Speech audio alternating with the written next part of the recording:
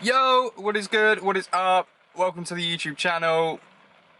Let's go. So, the original plan for this video was going to be a small build bio in regards to the Fast Road MX-5, but weather has decided that it's going to absolutely tip it down with rain. So I guess the first video on my YouTube channel will probably be a little get to know me.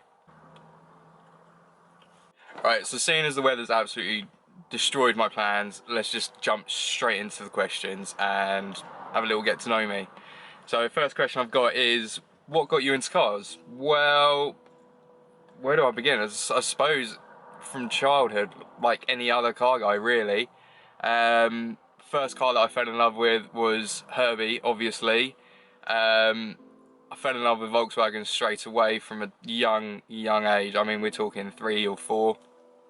And since then it's just progressed and evolved into what it is now for me. Dad always brought me up around classic cars, Triumph Heralds, my uncle's got a Triumph Vitesse, so they were always sort of the stepping stone for me in the world of cars. I mean, they are so easy to work on. I mean, you could fix them with a piece of Meccano. I mean, that's tried and tested. I don't recommend it, but I've been there, I've done it, and yeah, it's just stemmed from there really. Next question we've got is, why have I got a Mark III MX-5? Well, there's a bit of a backlog to that. Basically, I had a classic Beetle, 1641 with twin carbs, larger cam. It was basically almost like a street drag setup when I bought it. I owned it for all of 2 months and I ended up destroying it. I put a hole in the block. I mean, yeah, I was an absolute idiot with that car. I knew the timing was slightly out, so that's probably not helped it, along with my right foot. So yeah, I killed that, put a hole in the engine, and then I was online thinking, right, I need to get a new car now, and this MX-5 popped up. I asked the guy if he would be up for a part exchange, or a straight swap, sorry. He said yeah, he was interested in the Beetle. So long story short, we organised the trailers and we just straight swapped the cars.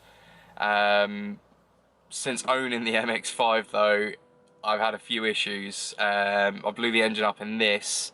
Little did I know, after 6 months of owning it from the previous owner, the bottom end was on its way out and I hadn't realised this, and so I ended up blowing this up as well. But because I hadn't actually purchased the car using money, I thought, do you know what, I'm going to spend the money and just get a new engine put in and enjoy it for what it is. So yeah, that's why it's a Mark III MX-5. Next question is, am I involved in any car clubs? Short answer is yes. I'm involved in quite a few car clubs locally. We've got the H-Town Classic and Dub Club, which is run by Felix. Absolute fantastic event each month.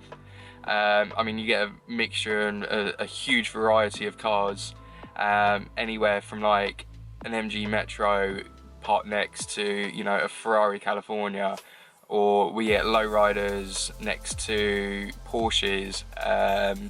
You know, it's not all high-end cars. You know, you've got your standard Morris Minors, you've got your Japanese cars. It's literally everything and anything, and the vibe and atmosphere that Felix has been able to create is so chilled and relaxed, and everyone's welcome. It's absolutely spot on. He's got it down to a T with that club. I also run a fast road club locally for Hertfordshire called Tarmac Rockets. I'll put the link in the description for both the clubs, but that's been on and off now for a year. Everything's on hold at the moment for it because of COVID and lockdown and life in general at the moment. But as soon as lockdown and all this COVID nonsense has gone away, the club will be back up and running. We hold monthly meets at a local pub called the Rusty Gun in Hitchin, and yeah, it's the same principle really. It's everything and anything's welcome. We don't care. I know we class ourselves as a fast road club, but it's more to do with the enjoyment of driving your cars, whether it's country lanes, whether it's, you know, going to shows or whatever. It's literally there for everyone and anything. Again, you know, we have a lot of Japanese cars coming along. We have a couple of rally cars in the club. We've even got Volkswagen Beetles, you know, that participate in the club, as well as Citroen 2CVs. It's anything and everything. So yeah, that's the club. That's Tarmac Rockets and H-Town Classic and Dub Club. Okay, what cars have I owned in the past? It's a fairly long list. Some of the cars I don't want to say that I've owned, because just why would you even announce them? But I've had this MX-5, I've got an R55 Clubman Cooper S, which is static and stupidly low to the point where I can't actually really use it as much as I want to anymore. The classic Beetle that I've owned with the drag setup.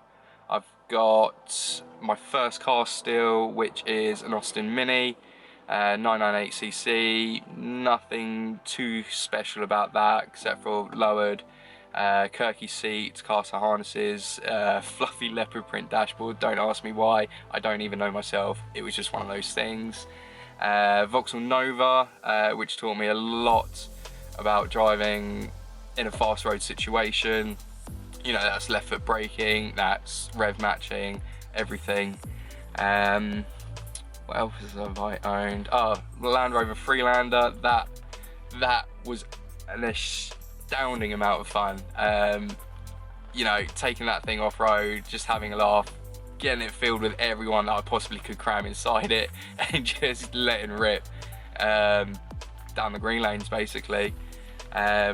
Yeah, it was the perfect little sort of adventure wagon really, and I do actually miss it. I miss it quite a lot, but the car that I do miss the most is my little Nova. I mean, that thing went through hell with me. I blew the head on it.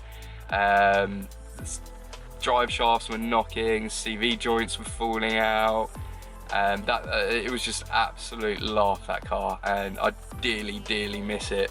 So my least favourite mod currently on the MX-5 is probably the livery. At the time I thought the livery was going to be really cool, it would make it stand out, which it does, but there's also a downside to the livery, because every kid, every adult, every person that I see or speak to and they ask, oh, is that your car? Their immediate response is, it looks like the car from Disney Pixar Cars. And at first I didn't mind it, and then it grew into, you know, laughing about it, and now it's got to that tedious stage of I hear it almost every day without fail now. I mean, I don't mind it when the kids say it, but I mean, it's my own fault really for putting the stupid livery on a red car, which is yellow and white. I mean, I know it looks nothing like Disney Pixar's Cars when you put them next to each other, but as a quick glance, yeah, I should have realised that really, but you live and learn. Front wheel drive, all wheel drive, or rear wheel drive? I mean, where do you begin? I mean, they've each got their pros and their cons, you know, but for me personally, rear wheel drive. There's something about rear wheel drive that teaches you so much respect for that throttle control, or the angle of the steering, and you know, the nature of the car and how it's behaving on the road at certain times. Now, a lot of country roads I found are, especially on the tyre setups, is crucial in regards to how you're driving, the behavior of the car, where the car's positioned in the road, what kind of surfaces I'm driving on. And in my sort of learning curve with that, rear wheel drive has taught me the most, hands down. And I'll never, ever, I don't think I'll ever go back to a front wheel drive car. As fun as they are, I don't think I'll ever make that transition back to a front wheel drive car. In terms for having a bit of fun down a country lane or going to a track day or, you know, anything in that respect. But as a daily car, you know, front wheel drive, yeah, hands down, that's absolutely fine. But for me personally, rear wheel drive all the way.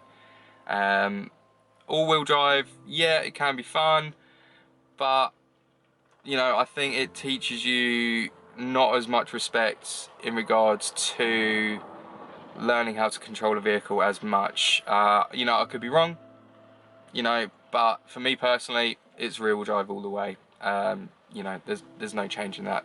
What is the plan for the channel? Now that's a good question, because to be honest, I don't even know myself. I mean, I just want to share my experiences with you guys, and for me personally to be able to look back, you know, in a year, 2 years, 5 years time and think, yeah, do you know what?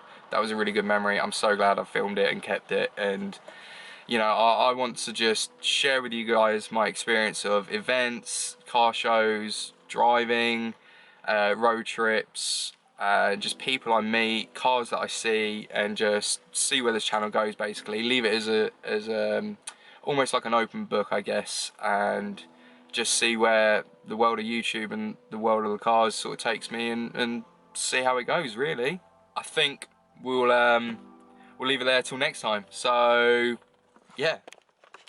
It's lit. Just take a look at the drip. You boys don't get fired in this. Roll a dope, yeah, I'm high as a bitch. Wait, it's lit. Get that little bitch a little tip.